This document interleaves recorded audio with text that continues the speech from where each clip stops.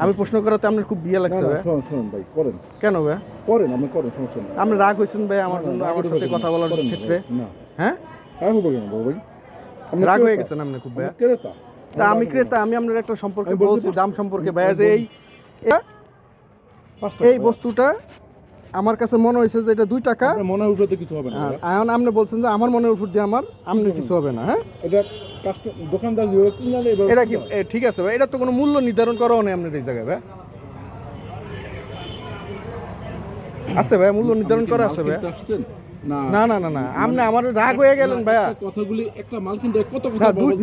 না, আমি তো ক্রেতা, আপনি প্রথমেই বললেন আমি ক্রেতা। হ্যাঁ, অনেকগুলি কথা বলছেন, একটা মাল কিনতে কয় টাকা মাল কিনতে? আমি 2 টাকার হোক ভাই, আমি তো আপনার এই জায়গায় অনেক দামি মালও আছে না ভাই? আমি তো ভবিষ্যতে আপনার থেকে দামি মালটাও কিনতে আসবো ফিউচারে। দাম 5 টাকা, আমরা পোষাইলে নিবেন, অবশ্যই টাকা শেষ, এই কত শেষ।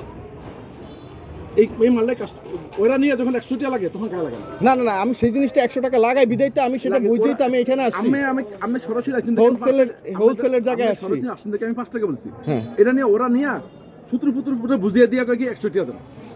ধরুন এই মেকারে পানি পড়া বন্ধ হয় না, পানি পড়ে তো নিয়ে 5টা লাগিয়ে দিয়া কবে 100 টাকা দেন। আপনি ওই ফাঁকটা বন্ধ করার জন্য আইছেন। ওই কেমন এনো 5 পিস মাল নিয়ে 100 টাকা বিল করে।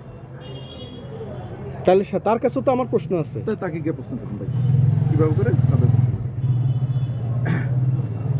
ঠিক আছে ভাই।